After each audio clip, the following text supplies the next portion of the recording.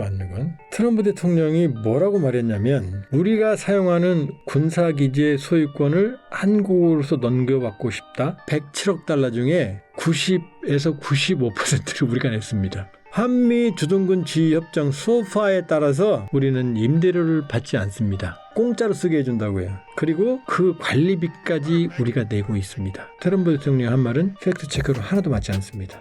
미국에 쓰러져가는 저 조선업을 살릴 수 있는 국가는 우리밖에 없는 거예요. 두 번째 분석을 한번 해볼게요. 또 황당한 얘기 또 있죠. 자, 주한미군입니다. 주한미군. 트럼프 대통령이 뭐라고 말했냐면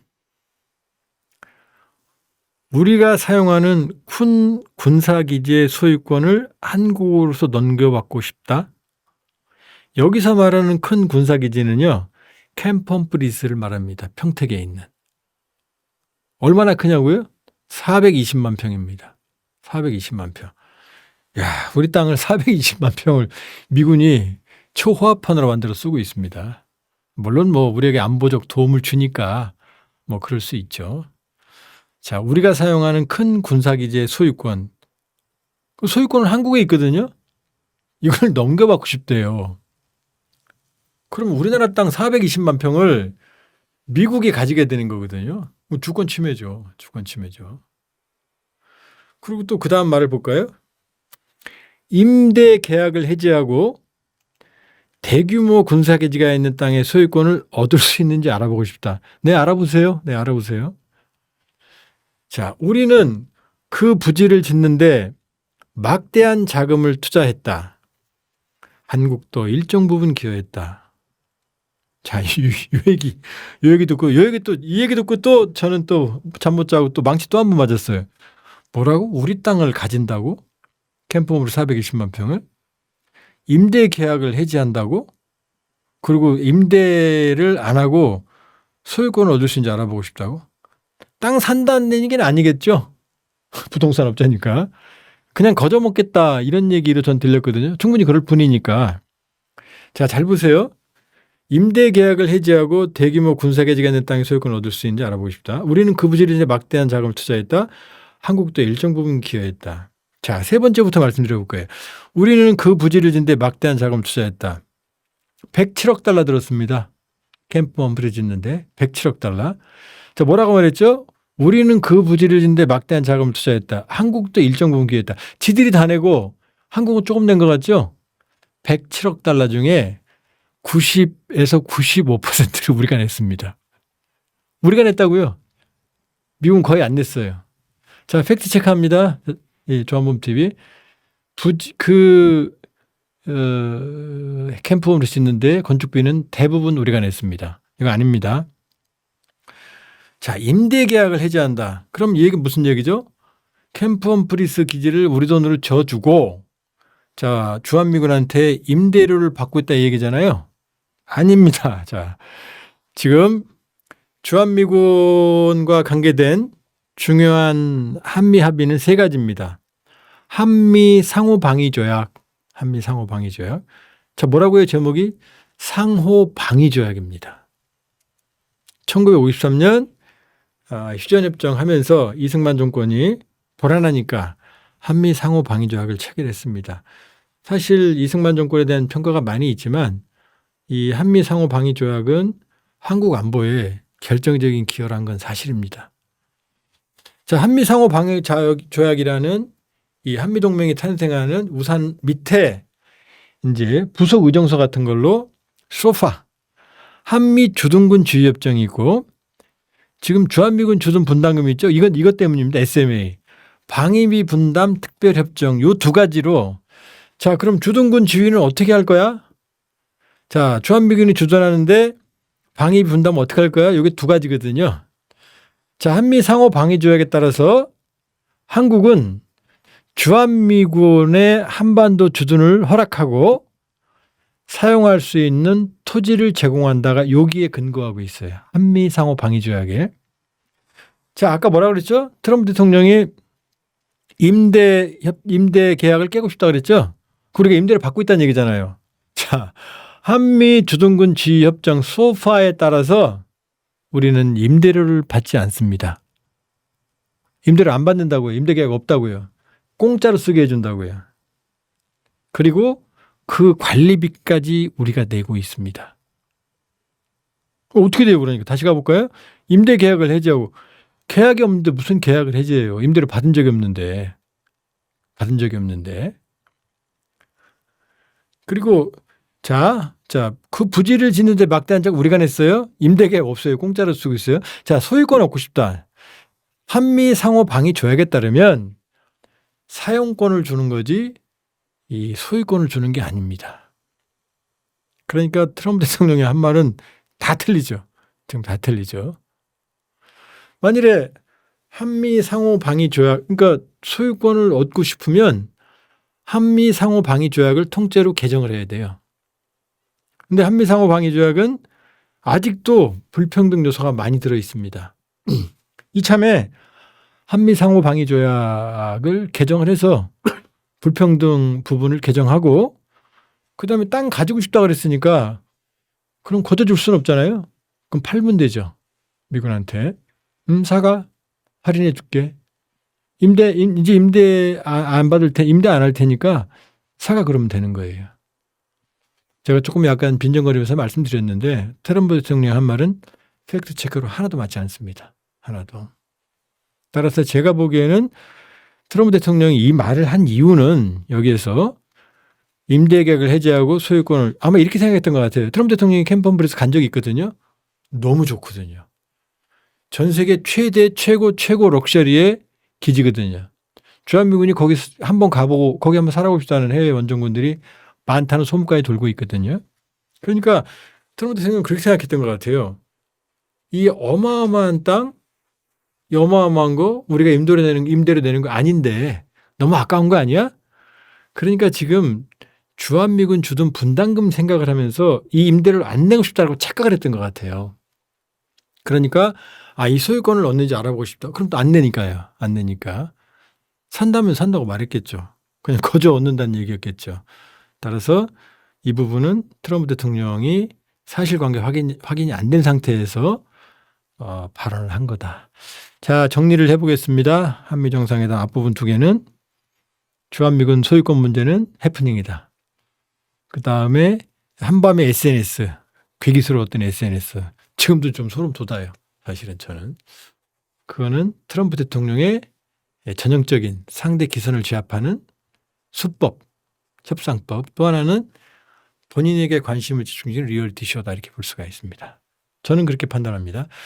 자, 이번에 두 가지를 더, 몇 가지 더 있지만 두 가지를 더 주목을 해보면 지금 마스가 조선업에 대해서 많은 얘기를 했어요. 많은 얘기를. 마스가는 메이크 아메리카 그레이트 어게인이죠. 미국을 다시 위대하게. 제가 보기엔 마트가예요. 메이크 트럼프 그레이트 어게인. 모든 게 자기 트럼프 업적을 내세우는, 물론 뭐 트럼프 대통령이라 애국심이 없겠습니까마는 모든 걸 자기 업적으로 숭화하는 그런 신뢰가 탁월한 분이다. 저는 그렇게 볼 수가 있고. 근데 왜 조선업에 대해서 트럼프 대통령이 많은 얘기를 했느냐? 미국의 딜레마입니다. 미국의. 뭐냐면 지금 세계 조선업 이제 상선이죠. 일반 민간 선박 조선 점유량을 보면 중국이 53%가 좀 넘어요. 53, 4%. 한국이 29% 좀 넘습니다. 의외로 일본이 11%입니다. 중국이 압도적 1위고 한국이 2위고 일본이 3위입니다. 나머지는 뭐 짜잘짜잘 뭐 이태리, 스페인 이런 데들. 미국은요. 놀랍게도 0.1%도 안 됩니다. 없다는 얘기예요. 그러니까 미국의 민간 조선 이 기업 생태계는 완전히 파괴됐다. 완전히 파괴됐다. 이렇게 볼 수 있어요. 그럼 미국 항공모함 찍어내고 23 찍어내는데 그거는 몇 개 잉글스라든지 한 두어 개가 지금 겨우겨우 국방부에서 나오는 수주를 독점적으로 지금 하고 있어요. 하고 있어요. 그러면 언뜻 생각해 보세요. 군수 조선소만 돌아가고 민간 조선소는 아예 없다? 생태계가 파괴됐다? 그럼 기술자들이 왔다 갔다 할 거 아니에요. 그럼 군수 산업에 있던 기술자 나가면 어떻게 해요?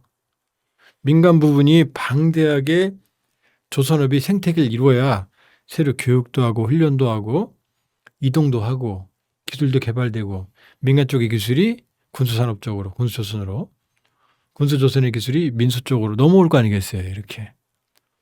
그런데 이게 안 되는 거죠. 군수에만 있는 거죠. 군수 분야에 있는 사람들은 늙어서 정년하면 끝나는 거죠. 왜?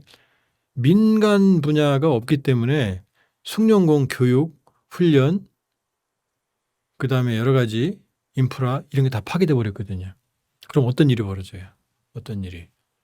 군수 조선 생태계도 파괴되는 거죠. 그 트럼프 대통령이 집권하면서 바로 뭐라고 말했어요. 그때 미국은 구축함 하나 찍어내는데 6, 7년 걸려? 중국은 5, 6년 걸려?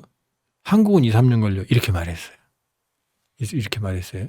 근데 문제는 한국이 2, 3년 뿐만이 아니라 가격도 거의 절반 이하라는 거죠. 자, 이게 왜 트럼프 대통령이 왜 이 조선업에 집착을 하느냐? 바로 중국과 미국의 패권 때문입니다.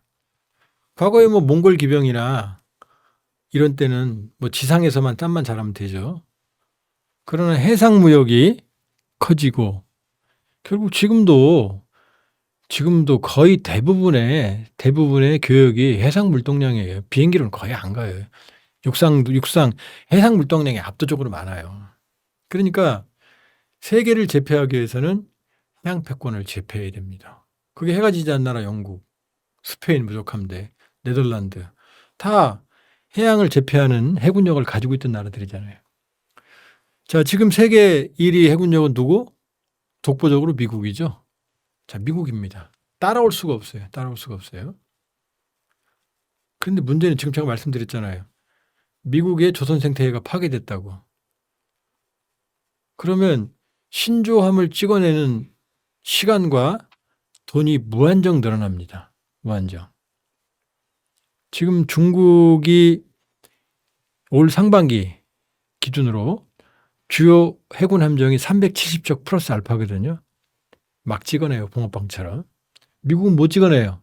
하나 수주하면 7, 8년 걸려요. 근데 미국의 미국의 함정은 295척, 296척입니다. 이미 양적으로는 중국이 앞섰어요. 물론 미국은 10만 톤짜리 슈퍼캐리어 항모전단이 항모가 11개나 있어요. 어마어마하죠. 미국만 슈퍼캐리어를 갖고 있어요. 중국도 제일 큰 게 8만 톤 푸젠함 겨우 시운전하거든요. 톤수로 따지면 미국이 압도적으로 많아요. 높아요. 그다음 질적인 차원은 중국하고 차원이 다릅니다. 지금 현재까지는. 근데 문제는 지금 말씀드렸잖아요. 조선업 생태계가 파괴되면 어떻게 되죠? 점점점 중국이 양으로 찍어낼 거고 양으로 찍어내다 보면 질적으로도 전환할 거고. 자, 조선업 생태계가 파괴되면 신조함을 찍어내는 새로운 배를 찍어내는 것도 힘들지만 함정의 유지 보수 MRO가 어려워요. 저게 무슨 말이지? 자, 함정은 삼직제라고 그럽니다. 삼직제. 함정은 건물처럼 아주 복잡한 이 유기체 같은 아주 복잡한 체계이기 때문에 주기적으로 수선을 해주지 않으면 못 써요. 그래서 함정은 세 척이 있어야 한 척이 작전을 합니다. 우리 뭐 배 세 척이 있어? 다 작전 나가는 거 아니에요. 세 척이 있어도 작전 뛰는 건 한 척이에요. 왜냐? 한 척은 작전, 전투. 나머지 한 척은 교육, 훈련, 휴식입니다. 잠수함 승조원들 좁은 데서 지금 조합원TV가 문근식 함장님 모시고 잠수함 승무원들 얼마나 고생하는지 말씀드렸죠. 나오면 쉬어야 될 거 아니에요. 승무원들 쉬면 잠수함도 쉬는 거예요. 그러니까 한 척은 작전, 한 척은 교육, 훈련, 휴식 서 있는 거죠. 나머지 한 척은 뭐냐? 오버홀, 수리해야 돼요. 완전히 해체 수준으로 뜯어 고쳐서 다시 조립해야만 또 몇 년 쓰는 겁니다. 정기적으로 해요. 이게 삼직제거든요. 그러면 미국이 295척, 6척이라고 그랬잖아요. 그럼 100척은 항상 수리 상태에 들어있는 거예요. 항상 수리 상태. 그러면 신조함, 새로운 함 건조도 못하지만 조선업 생태계가 파괴됐는데 어떻게 돼요? 수리할 데도 없는 거예요. 수리 못한 함정은 못 써요. 노가돼요. 엊그제 인터넷 사진 보니까 주말트라고 스텔스 어마어마하게 비싼 그 주말트 미국의 구축함이 여기저기 녹슬고 덜기덕지한 게 보여준 언론에 떠든 거 봤습니다만은. 자, 그럼 미국의 고민은 뭐냐? 지금은 중국을 앞서요. 그런데 함정 수리할 데도 없어? 새로운 함정 찍어낸 데도 한계야? 그럼 무게추가 어떻게 되겠어요? 이렇게 중국으로 기울겠죠. 그럼 미국이 스스로 그럼 조선업 생태계를 살리면 되지. 어떻게 살려요? 어떻게? 1인당 GDP가 86,000불, 7,000불인데 대한민국 36,000불, 중국 13,000불인데 못 살려요. 도와줄 수 있는 나라는 누가 도와주면 돼요? 중국이 도와주면 되겠네. 세계 조선업 53%니까. 이건 말이 안 되는 거 아시죠? 일본이 도와주면 되겠네. 일본도 조선업 생태계가 겨우겨우 유지가 돼요. 일본은 기술력이 있잖아. 아니에요. 의외로. 일본도 주요 핵심 기업들이 조선업에 손을 뗐어요. 지금 남아있는 기업들은 사실은 중국과의 출혈 경쟁하는 정도 상태입니다. 저게 뭔 말이야? 대한민국이 차지하는 29%는 고부가가치, 고급 선박, 고급 특수 해양 플랜트, LNG 선박 이런 것들은 특수한 기술이 있어야 되거든요. 상당한 축제적 기술이. 한국은 고부가가치 선박본에서 압도적으로 앞서요. LNG 선박 같은 경우는 아주 어렵거든요. 만들기가. 기압도 관리해야 되고 여러 가지로 온도도 관리해야 되고 전 세계 LNG선의 80%가량을 수주합니다. 그러니까 한국은 확실한 기술력과 그다음에 한미동맹이라는 기반과 그다음에 29% 지분이라는 이 얘기는 뭐냐면 조선업 생태계가 원활하게 돌아가고 있다는 얘기예요. 지금. 그러니까 미국에 쓰러져가는 저 조선업을 살릴 수 있는 국가는 우리밖에 없는 거예요. 이거 국뽕 아닙니다. 자꾸 제가 국뽕이라는 얘기 많이 듣는데 저는 국뽕인 사람 아니에요. 조국을 사랑하지. 그러니까 미국의 입장에서 미국의 조선업 생태계를 살려줄 수 있는